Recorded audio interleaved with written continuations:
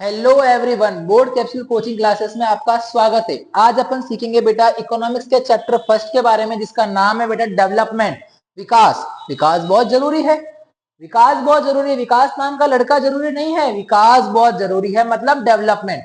ये जो वीडियो है बेटा वो हिंदी मीडियम वाले बच्चों के लिए है। इंग्लिश मीडियम वाले बच्चों के लिए एक और वीडियो अपलोड हो जाएगा बेटा। ध्यान देना बेटा, विकास चैप्टर के बारे में, मतलब जो डेवलपमेंट वाला चैप्टर है, जो आपके 4 नंबर या 3 नंबर का चैप्टर है, यहां से क्वेश्चन हमेशा आता है बेटा, तो जरा ध्यान देना।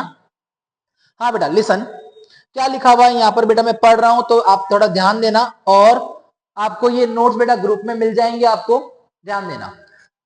हम सभी अपने जीवन के मानक में सुधार करना चाहते हैं, चाहे वह पढ़ाई में हो या जीवन में। मतलब हम जो लाइफ जी रहे हैं अभी, अपन का वो स्टैंडर्ड है, मतलब वो हमारा मानक है।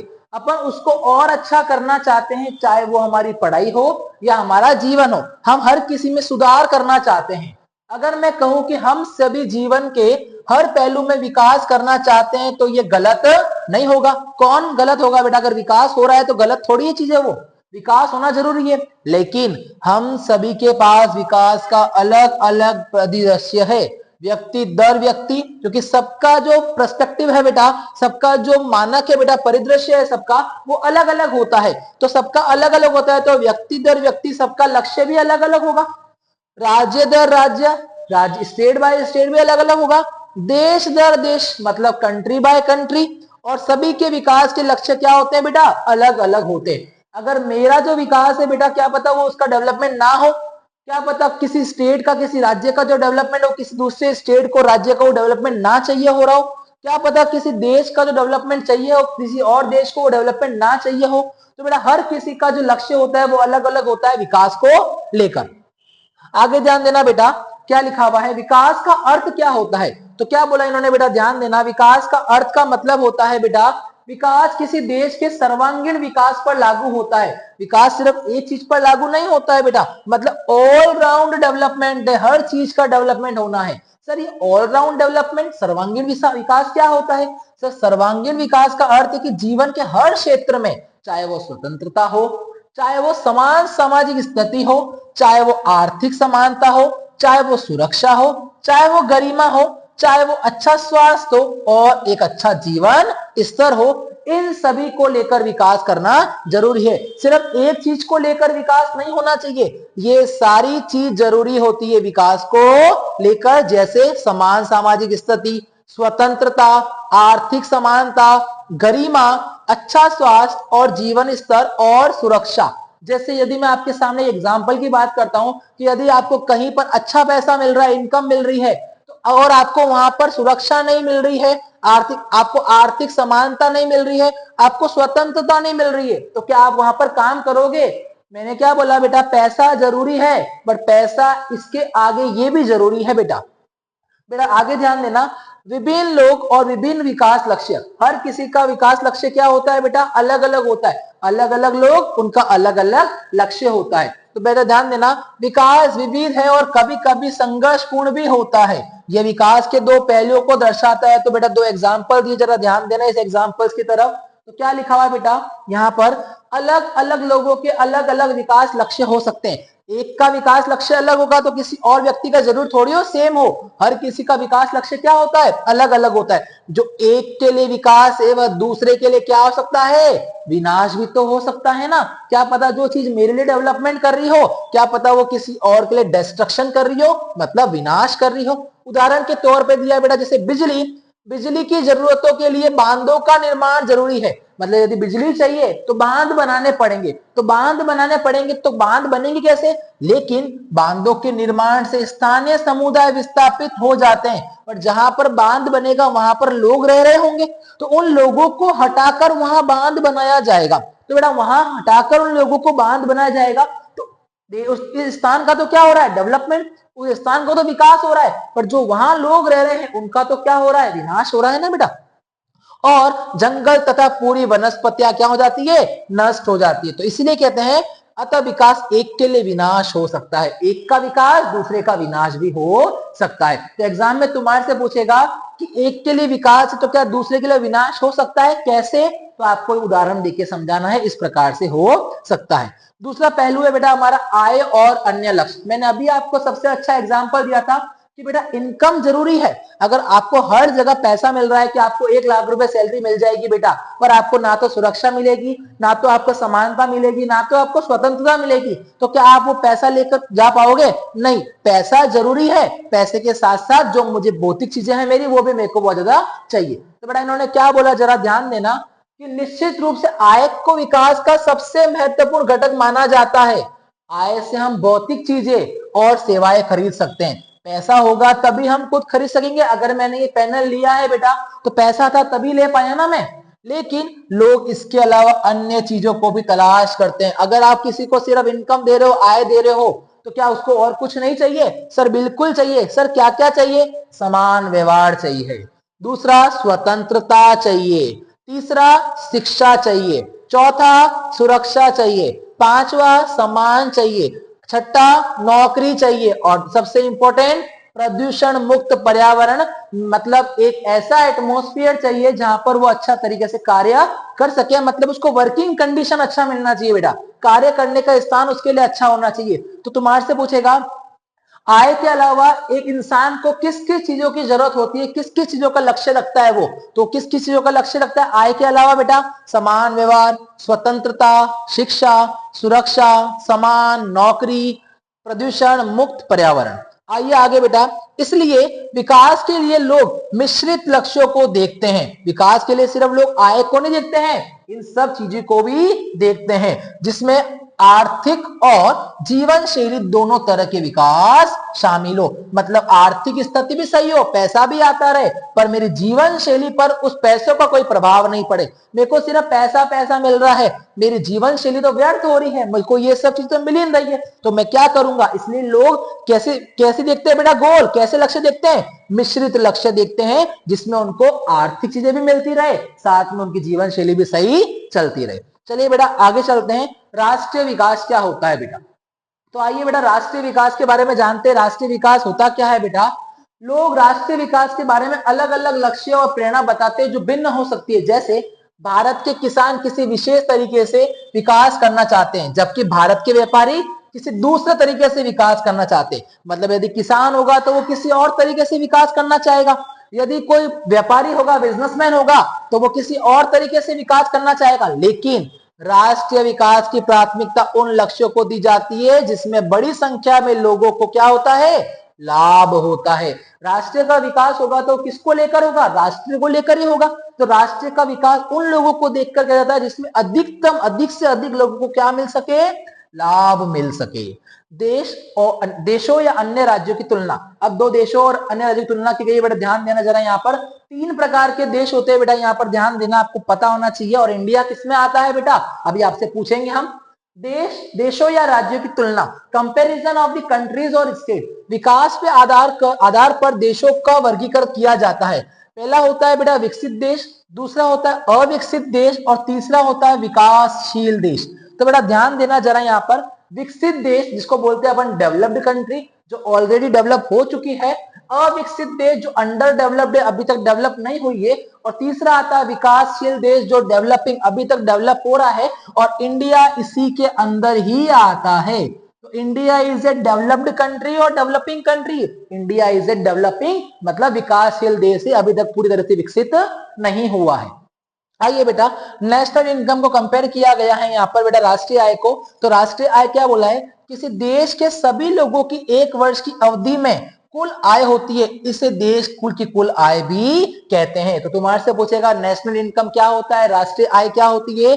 तो किसी देश के सभी लोगों की, मतलब जितने भी लोग यदि इस देश में रह रहे हैं, अगर 5 करोड़ लोग रह रहे हैं, 1 वर्ष की अवधि में उन्होंने कितना पैसा कमाया है, कितनी इनकम हुई है, इसी को हम क्या कहते हैं? कुल आय कहते हैं, टोटल इनकम कहते हैं बेटा। आइए बेटा ध्यान देना, आगे क्या बोला है? हायर इनकम वाले देश को विकसित माना जाता है, जिसकी इनकम क्या होती है, हाई होती है, जैसे यूएसए और यूके। आपको पता होगा यूएसए मतलब अमेरिका, यूके में और जापान जो देश है बेटा, ये ऑलरेडी क्या है बेटा, डेवलप्ड कंट्री, ऑलरेडी विकसित देश है। क्यों है, क्योंकि यहाँ की इनकम जो है बेटा, यहाँ के जो आय जो है वो क्या है, एकदम हाई है बेटा। हालांकि ये कोई उपयोगी पैमाना नहीं है, क्योंकि देशों की जनसंख्या अलग अलग होती है। क्या पता है यहाँ पर बेटा जनसंख्या ज्यादा हो, ज्यादा जनसंख्या तो ज्यादा पैसा आएगा, जनसंख्या जहां पर कम वहां पर पैसा कम आएगा। और कुल आय की तुलना करने से यह पता नहीं चलेगा कि औसत व्यक्ति कितना कमाता है। औसत व्यक्ति मतलब जितने लोग हैं, मतलब कि 50 लोग हैं, 50 लोग पैसा कमा रहे हैं, जितना पैसा आ रहा है उनको 50 से भाग दिया जाता है तो औसत आय आ जाती है, मतलब एवरेज इनकम पर पर्सन आ जाती है। प्रति व्यक्ति आय के माध्यम से तुलना, वेरी वेरी इंपॉर्टेंट टॉपिक, यहां से क्वेश्चन हर बार आता है कि आप प्रति व्यक्ति आय के बारे में क्या जानते हैं। प्रति व्यक्ति आय मतलब पर कैपिटा इनकम, मतलब एक व्यक्ति की आय कितनी है, आपको यह पता होना चाहिए। तो बेटा ध्यान देना, प्रति व्यक्ति आय के बारे में क्या बोला है इन्होंने, राष्ट्रीय आय की तुलना में प्रति व्यक्ति आय जो होती है बेहतर तुलना देती है। राष्ट्रीय आय तो देती है, पर राष्ट्रीय आय की तुलना में प्रति व्यक्ति जो है ना वो अच्छी तुलना बताती है कि कौन सा देश विकसित है और कौन सा देश विकसित नहीं है। प्रति व्यक्ति आय क्या है, प्रति व्यक्ति आय देश की कुल आय को उसकी कुल जनसंख्या से विभाजित करके निकाली जाती है। मतलब जितनी देश की इनकम आई है, आय आई है, उसको कुल जनसंख्या, देश में कितने लोग रहते हैं उससे जब विभाजित किया जाएगा तो एक इंसान की क्या आ जाएगी, पर कैपिटा आ जाएगी, मतलब प्रति व्यक्ति आय आ जाएगी। तो तुम्हारे से फॉर्मूला पूछ सकता है कि what is the formula of per capita income, कि कुल आय, जो देश की कुल आय है उसको हम किससे विभाजित करेंगे, कुल जनसंख्या से जब विभाजित करेंगे तो हमारे को पर कैपिटा इनकम मतलब प्रति व्यक्ति आय ज्ञात हो जाएगी। इसे देश की औसत आय भी कहा जाता है। इसे क्या कहते हैं बेटा, औसत आय भी कहते हैं। प्रति व्यक्ति आय तुलना की कमियां, क्या क्या कमियां हो सकती है इसमें बेटा, देखना बेटा, प्रति व्यक्ति आय की तुलना में क्या कमी हो सकती है। प्रति व्यक्ति आय की कमी यह है कि यह असमानता को छिपाती है, समानता हो ही नहीं पाती यहाँ पर बेटा। जब आय का एक छोटा हिस्सा बहुत उच्च आय रखता है तो औसत आय भी बढ़ जाती है और यह सामाजिक स्थिति के बारे में सही विचार नहीं देती है। क्या बोला कि प्रति व्यक्ति आय की कमी यह है कि यह असमानता दर्शाती है कि अगर कोई इंसान ज्यादा पैसा कमा रहा है तो उसको तो निकाला उसकी कैटेगरी में गया सबके बराबर, तो असमानता होगी। जब आय का एक छोटा हिस्सा बहुत उच्च आय रखता है, छोटा हिस्सा उच्च आय रखता है तो औसत आय भी क्या हो जाती है बेटा, बढ़ जाती है। दूसरा क्या बोला बेटा इन्होंने यहाँ पर, प्रति व्यक्ति आय पर विश्व बैंक की रिपोर्ट, अब वेरी वेरी इंपॉर्टेंट बेटा, यहां पर ध्यान देना, यहां से आएगा। विश्व बैंक प्रति व्यक्ति आय के आधार पर राष्ट्रों की तुलना करने के लिए विश्व विकास रिपोर्ट, वर्ल्ड डेवलपमेंट रिपोर्ट, WDR की full form world development report प्रकाशित करता है। तो प्रति व्यक्ति आय के आधार पर राष्ट्रों की तुलना करने के लिए विश्व विकास रिपोर्ट कौन पब्लिश करता है, कौन प्रकाशित करता है, विश्व बैंक प्रकाशित करता है। क्यों करता है, प्रति व्यक्ति आय के आधार पर राष्ट्रों की तुलना करने के लिए करता है। तो तुम्हारे से पूछेगा प्रति व्यक्ति आय के आधार पर राष्ट्रों की तुलना करने के लिए विश्व बैंक कैसी रिपोर्ट या कौन सी रिपोर्ट पब्लिश प्रकाशित करता है बेटा, तो वर्ल्ड डेवलपमेंट रिपोर्ट मतलब WDR विश्व विकास रिपोर्ट को प्रकाशित करता है। या पूछेगा विश्व विकास रिपोर्ट प्रकाशित कौन करता है, तो बेटा विश्व बैंक प्रकाशित करता है। बैंक ने देशों को इस प्रकार वर्गीकृत किया है, बैंक जो है ना बेटा, बैंकों ने अलग अलग देशों को अलग अलग कैटेगरी में प्रकाशित वर्गीकृत किया है बेटा। तो क्या बोला इन्होंने, देखो बेटा, पहला है समृद्ध देश मतलब रिच कंट्री। क्या बोला इन्होंने, जिन देशों की 2017 में प्रति व्यक्ति आय कितनी थी बेटा, $12056 प्रति वर्ष या उससे अधिक हो, मतलब $12,056 प्रति वर्ष अधिक हो तो वो रिच कंट्री माना जाएगा। लो इनकम मतलब जिन देशों की 2017 में प्रति व्यक्ति आय 955 प्रति वर्ष या उससे कम हो तो वो कैसा माना जाएगा, लो इनकम मतलब निम्न आय वाला देश। 2017 में भारत की प्रति व्यक्ति आय केवल कितनी थी बेटा, 1820, कितनी थी, 1820 थी बेटा। ध्यान देना बेटा यहाँ पर। अब आगे आय के अलावा अन्य मानदंड, बेटा आय के अलावा कौन कौन से क्राइटेरिया है बेटा, तो जरा ध्यान देना यहाँ पर। तो आय के अलावा क्या क्या है, किसी व्यक्ति की औसत आय और कुल आय के अलावा अन्य विशेषताओं को भी ध्यान में रखा जाना चाहिए। अपन ने किसी व्यक्ति की औसत आय तो देखी, कुल आय भी देखी। इसके अलावा हमें और चीजों को भी ध्यान में रखना चाहिए जिससे अपन तुलना कर सके। इसे समझने के लिए हम विकास के विभिन्न पहलुओं को संबंध में हरियाणा, केरल और बिहार इन तीनों राज्यों का तुलनात्मक विश्लेषण करते हैं बेटा। तो ध्यान देना यहाँ पर बेटा क्या लिखा हुआ है, जब हम विकास के विभिन्न पहलुओं पर तुलनात्मक विश्लेषण करते हैं तो हम ये निष्कर्ष निकाल सकते हैं प्रति व्यक्ति आय हरियाणा में क्या है बेटा, सबसे अधिक है बेटा। क्या है बेटा, सबसे अधिक। आपको बुक के अंदर दिख रहा होगा बेटा अगर आप बुक खोल के बैठे हो। और बिहार में सबसे कम है। ये दर्शाता है कि रोजगार की स्थिति, जो रोजगार वहां पर है बेटा और कमाने का दायरा है बिहार में काफी कम है।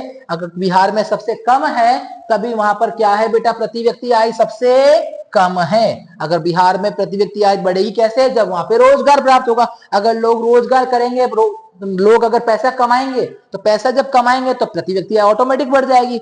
दूसरा पॉइंट आता है बेटा शिशु मृत्यु दर। यहां से क्वेश्चन कई बार आता है कि शिशु मृत्यु दर क्या होता है बेटा, तो अपन इसको बताएंगे आगे कि शिशु मृत्यु दर क्या होता है आगे जब आएगा। तो क्या बोला इन्होंने, पहले कंपैरिजन कराए, केरल में सबसे कम और बिहार में सबसे अधिक होती है उच्च शिशु मृत्यु दर। का तात्पर्य है कि स्वास्थ्य देखभाल सुविधाएं बिहार में क्या है बेटा, खराब है। तीसरा आता है बेटा साक्षरता दर। केरल में सबसे अधिक पढ़े लिखे लोग हैं, तो तुम्हारे से पूछेगा सबसे अधिक लिटरेसी रेट कहाँ की है पूरे राज्य कंट्री के अंदर, केरल की। और सबसे कम कहाँ की है, बिहार की। इसे इंपॉर्टेंट लगा देना बेटा कि सबसे ज्यादा पढ़े लिखे लोग, मतलब सबसे अधिक साक्षरता दर कहाँ की है, केरल की। और सबसे कम कहाँ की है, बिहार की। ये कंपैरिजन आप याद कर लेना बेटा कहां पर कैसा चल रहा है। नेक्स्ट है बेटा नेट अटेंडेंस रेशियो, मतलब निवल उपस्थित अनुपात। इन सबकी परिभाषाओं के बारे में अपन एंड में पढ़ेंगे बेटा। केरल में सबसे अधिक है और बिहार में सबसे क्या है बेटा, कम है। ये पहलू संकेत देते हैं कि प्रति व्यक्ति आय विकास का निर्धारण करने के लिए सबसे अच्छा मानदंड है नहीं है। सिर्फ मानदंड सिर्फ प्रति व्यक्ति आय नहीं है, इन सबको भी अपन को देखना पड़ेगा। सिर्फ प्रति व्यक्ति आय देखकर क्या करेंगे, कितने लोग मर रहे हैं, कितने बच्चे मर रहे हैं, पढ़े लिखे लोग कितने हैं, उपस्थिति अनुपात कितना है, ये सब भी ध्यान देना पड़ेगा। फिर बोला बल्कि अन्य आधार और जीवन की गुणवत्ता भी बहुत मायने रखती है और इन्हें विकास के लिए अवश्य गिना जाना चाहिए। आई होप आपको यहां तक समझ में आ गया होगा। कल अपन पढ़ेंगे अपने पब्लिक फैसिलिटी के बारे में, जो सार्वजनिक सुविधा है, और कल इस चैप्टर को अपन खत्म कर लेंगे। यहां तक जितना पढ़ा है आपको आना चाहिए बेटा। एक बार आप इस चीज को देख सकते हो और लर्न भी कर सकते हैं और आप नोट्स भी बना सकते हैं अगर आप चाहें तो। Thank you everyone. अगर आपको ये वीडियो पसंद आया हो तो चैनल को सब्सक्राइब जरूर कर देना और वीडियो को लाइक जरूर कर देना और कमेंट जरूर कर देना बेटा। Have a nice day.